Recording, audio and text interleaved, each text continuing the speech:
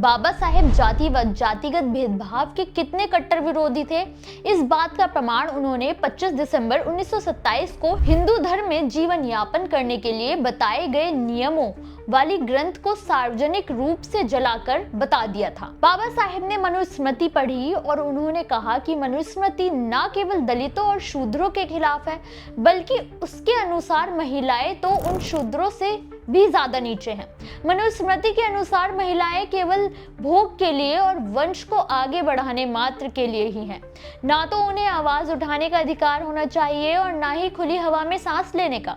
बाबा साहेब ने ये ग्रंथ जलाकर कोई गलती नहीं की थी, क्योंकि ये मनुस्मृति ही है जिसके कारण आज भी महिलाओं के विकास और उनके आगे बढ़ने पर समाज में कुछ लोगों को परेशानी होती है।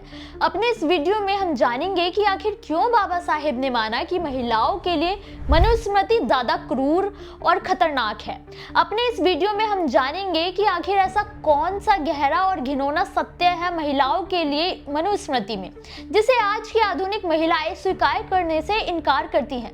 नमस्कार, मेरा नाम है मोहिनी, आप देख रहे हैं भीमसेना। दरअसल मनुस्मृति के 5वें अध्याय के 148वें श्लोक में ये वर्णन किया गया है कि कन्या को स्वतंत्र सोच के बजाय हमेशा पहले अपने पिता के संरक्षण में, फिर शादी के बाद पति के संरक्षण में और पति की मौत के बाद अपने बेटे के संरक्षण में रहना चाहिए।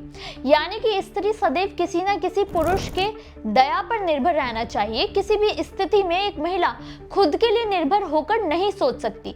मनुस्मृति का 5वां अध्याय महिलाओं के कर्तव्यों, शुद्धता और अशुद्धता आदि के बारे में ही है, जिसे असल मायने में हिंदुओं का मानक धर्म ग्रंथ बनाने के लिए और उसमें लिखी बातों को लोगों के दिलो दिमाग में बसाने की चाल ब्राह्मणों ने चली थी, जिन्होंने ये सोच फैलाई कि महिला का कल्याण तभी हो सकता है जब एक पुरुष का कल्याण हो जाए। महिला पुरुषों की सेवा के लिए और महिला पुरुषों की सेवा करेगी, उससे ही उसे स्वर्ग मिलेगा। शूद्रों की तरह महिलाओं को भी शिक्षा के अधिकारों से वंचित कर दिया। कारण दोनों ही स्थिति में एक ही था। अगर शूद्र और महिलाएं शिक्षित होती तो वो रूढ़िवादी परंपरा की बेड़ियों को तोड़कर अपने अधिकारों के लिए लड़ने लगती, जो पुरुष प्रधान समाज से कहां बर्दाश्त होता। वही मनुस्मृति का 15वां नियम कहता है कि महिलाओं का पुरुषों के प्रति चाहत, महिलाओं का जल्दी बदलने वाला मन और स्वाभाविक हृदयहीनता की वजह से अपने पति के प्रति धोखेबाज हो सकती हैं।